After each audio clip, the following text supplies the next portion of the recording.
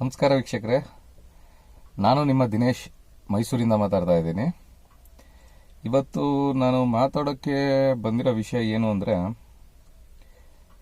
ಈ recovery, two wheeler vehicle loan recovery, ಇದ್ರ ಬಗ್ಗೆ ಮಾತಾಡಬೇಕು ಅಂತ ಇವತ್ತು ನಾನು ವಿಡಿಯೋ ಮಾಡ್ತಾ ಇದ್ದೀನಿ. ದಯವಿಟ್ಟು ನಿಮ್ಮ ಸಹಕಾರ, ನಿಮ್ಮ ಆಶೀರ್ವಾದ ಎಲ್ಲ ನನ್ನ ಮೇಲಿರಲಿ. ನಾನು ಕೂಡ ಈ ರಿಕವರಿ ಸೆಕ್ಷನ್ಲೇ ವರ್ಕ್ ಮಾಡ್ತಾ ಇದ್ದೀನಿ. ಈಗ ಒಬ್ರು ಲಾಯರ್ ಹೇಳ್ತಾರೆ, ಒಬ್ರು ಮೀಡಿಯಾದವ್ರು ಹೇಳ್ತಾರೆ, ರೌಡಿಗಳನ್ನು ಬಿಡ್ತಾರೆ, ಕಸ್ಟಮರ್ ಮನೆಗೆ ರೌಡಿಗಳು ಹೋಗ್ತಾರೆ ಅಂತ ಹೇಳ್ತಾರೆ. ನಾನು ಅವ್ರಿಗೆ ಹೇಳಕ್ಕೆ ಇಷ್ಟಪಡ್ತೀನಿ,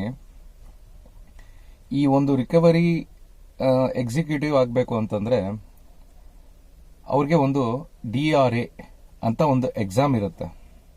ಆ ಎಕ್ಸಾಮಲ್ಲಿ ಪಾಸ್ ಆದವರು ಮಾತ್ರ ಈ ರಿಕವರಿ ಕೆಲಸಕ್ಕೆ ಬರೋಕ್ಕಾಗೋದು. ಆ್ಯಂಡ್ ಇನ್ನೊಂದು ಪೊಲೀಸ್ ವೆರಿಫಿಕೇಶನ್ ಅನ್ನೋದಿರುತ್ತೆ. ಅದನ್ನು ಕೂಡ ಪೊಲೀಸ್ ವೆರಿಫಿಕೇಶನ್ ಮಾಡಿಸ್ಬೇಲೇನೆ ಒಬ್ರು ಕೆಲಸಕ್ಕೆ ತಗೊಳ್ಳೋದು ಎಕ್ಸಿಕ್ಯೂಟಿವ್ ಆಗಿ. ರೌಡಿಗಳಾಯ್ತು ಅಂತಂದ್ರೆ ಹೇಗೆ ಪೊಲೀಸ್ ವೆರಿಫಿಕೇಶನ್ ಓಕೆ ಆಗುತ್ತೆ? ಹಾಗಾದ್ರೆ ಇದು ಪೊಲೀಸ್ನವ್ರ ತಪ್ಪು. ಅವರು ಓಕೆ ಮಾಡಿ ಕಳಿಸ್ತಾರೆ, ಇವರು ರೌಡಿಗಳನ್ನ ಬಿಡ್ತಾರೆ. ಯಾರೋ ಒಬ್ಬ ತಪ್ಪು ಮಾಡೋದನ್ನ ಎಲ್ಲಾರ ತಲೆ ಮೇಲೂ ಆ ಥರ ಹಾಕ್ತಿರಲ್ಲ.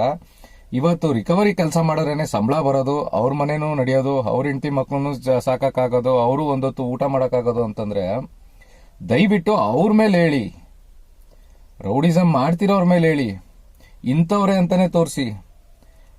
100 ಜನದಲ್ಲಿ ಇಬ್ರು ರೌಡಿಸಮ್ ಮಾಡ್ತಾ ಇದ್ರೆ ಇನ್ನು 98 ಜನ ನಿಮ್ಗೇನ್ ಮಾಡಿದ್ದಾರೆ? ಅವ್ರ ಬಗ್ಗೆ ಯಾಕೆ ತೋರಿಸಲ್ಲ ನೀವು?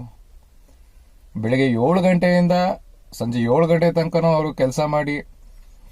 ಸರ್, ಈಗ ಕಲೆಕ್ಷನ್ ಮನೆ ಹತ್ರ ಹೋಗ್ತೀವಿ ಅಂತಂದ್ರೆ ಯಾರ ಹತ್ರ ಹೋಗ್ತೀವಿ? 3 ಕಂತು ಕಟ್ಬೇಕಾಗಿರೋರ ಹತ್ರ ಹೋಗ್ತೀವಿ, 4 ಕಂತು ಕಟ್ಬೇಕಾಗಿರೋ ಹತ್ರ ಹೋಗ್ತೀವಿ, 2 ಕಂತು ಕಟ್ಬೇಕಾಗಿರೋರ ಹತ್ರ ಹೋಗ್ತೀವಿ, 4 ಕಂತಿಂದ ಮೇಲ್ಗಡೆ ಇರಬೇಕಾಗಿರೋರ ಹತ್ರ ಹೋಗ್ತೀವಿ ಅಲ್ವಾ?